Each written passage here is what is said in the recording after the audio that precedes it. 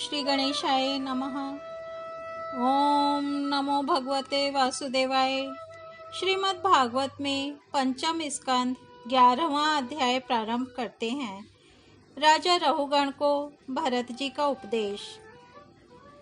जड़ भरत ने कहा, राजन, तुम अज्ञानी होने पर भी पंडितों के समान ऊपर ऊपर की तर्क वितर्क युक्त बात कह रहे हो, इसलिए श्रेष्ठ ज्ञानियों में तुम्हारी गणना नहीं हो सकती। तत्वज्ञानी पुरुष इस अविचार सिद्ध स्वामी सेवक आदि व्यवहार को तत्व विचार के समय सत्य रूप से स्वीकार नहीं करते।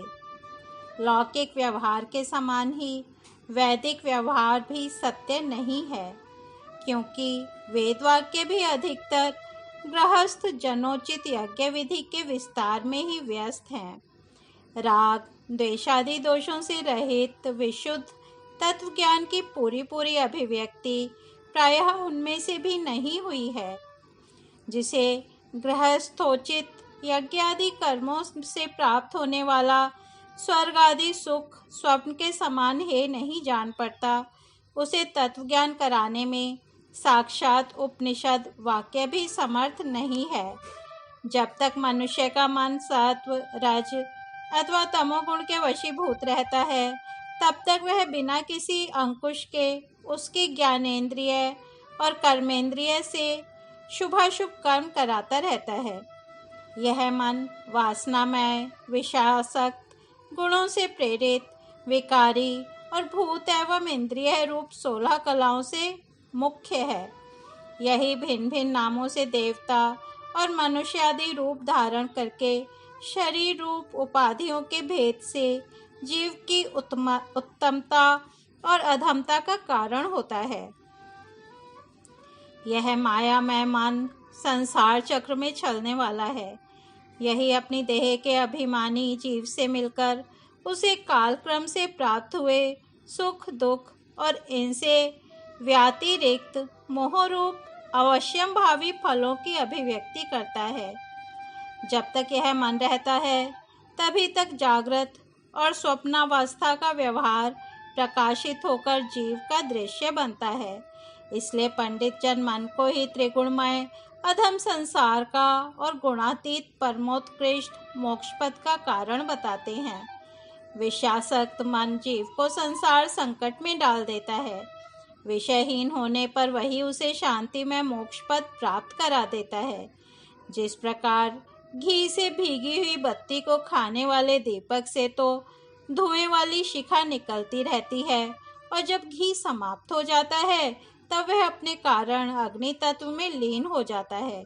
उसी प्रकार विषय और कर्मों में आसक्त हुआ मन तरह तरह की वृत्तियों का आश्रय लिए रहता है, और इनसे मुक्त होने पर वह अपने तत्व में लीन हो जाता है।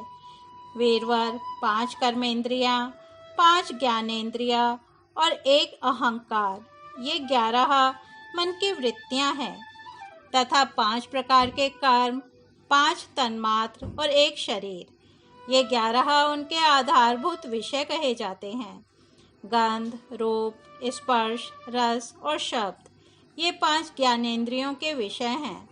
मल त्याग, संभोग, गमन, भाषण और लेना देना आदि व्यापार, ये 5 कर्मेंद्रियों के विषय हैं, तथा शरीर को यह मेरा है इस प्रकार स्वीकार करना अहंकार का विषय है। कुछ लोग अहंकार को मन की 12वीं वृत्ति और उसके आश्रय शरीर को 12वां विषय मानते हैं। ये मन की 11 वृत्तियां द्रव्य, विषय, स्वभाव, आशय अर्थात संस्कार, कर्म और काल के द्वारा सैकड़ों, हजारों और करोड़ों भेदों में परिणत हो जाता है, किंतु इनकी सत्ता क्षेत्रज्ञ आत्मा की सत्ता से ही है, स्वतः या परस्पर मिलकर नहीं है। ऐसा होने पर भी मन से क्षेत्रज्ञ का कोई संबंध नहीं है। यह तो जीव की ही माया निर्मित उपाधि है। यह प्रायः संसार बंधन में डालने वाले अविशुद्ध कर्मों में ही प्रवृत्त रहता है। इसकी उपर्युक्त वृत्तियां प्रवाह रूप से नित्य ही रहती हैं। जागृत और स्वप्न के समय वे प्रकट हो जाती हैं और सुषुप्ति में छिप जाती हैं। इन दोनों ही अवस्थाओं में क्षेत्रज्ञ, जो विशुद्ध चिन्ह मात्र है, मन की इन वृत्तियों को साक्षी रूप से देखता रहता है। यह क्षेत्रज्ञ परमात्मा सर्वव्यापक, जगत का आदि कारण, परिपूर्ण, अप्रोक्ष, स्वयं प्रकाश, अजन्मा, ब्रह्मादि का भी नियंता और अपने अधीन रहने वाली माया के द्वारा सबके अंतःकरणों में रहकर जीवों को प्रेरित करने वाला समस्त भूतों का आश्रय रूप भगवान वासुदेव है।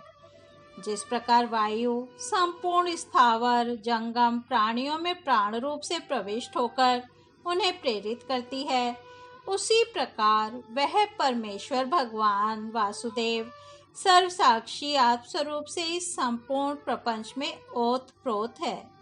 राजन, जब तक मनुष्य ज्ञानोदय के द्वारा इस माया का तिरस्कार कर सबकी आसक्ति छोड़कर तथा काम क्रोध आदि 6 शत्रुओं को जीतकर आत्म तत्व को नहीं जान लेता और जब तक वह आत्मा के उपाधि रूप मन को संसार दुख का क्षेत्र नहीं समझता, तब तक वह इस लोक में यूं ही भटकता रहता है। क्योंकि यह चित्त उसके शोक, मोह, रोग, राग, लोभ और वैर आदि के संस्कार तथा ममता की वृद्धि करता रहता है। यह मन ही तुम्हारा बड़ा बलवान शत्रु है। तुम्हारे उपेक्षा करने से इसकी शक्ति और भी बढ़ गई है। यह यद्यपि स्वयं तो सर्वथा मिथ्या है, तथापि इसने तुम्हारे आत्मस्वरूप को आच्छादित कर रखा है। इसलिए तुम सावधान होकर श्री गुरु और हरि के चरणों की उपासना के अस्त्र से इसे मार डालो। इस प्रकार श्रीमद् भागवत में पंचम स्कंद 11वां अध्याय समाप्त होता है। कल हम 12वां अध्याय राहुगण का प्रश्न और भरत जी का समाधान सुनेंगे। तब तक हम यहीं विराम देते हैं। हरि ओम तत्सत।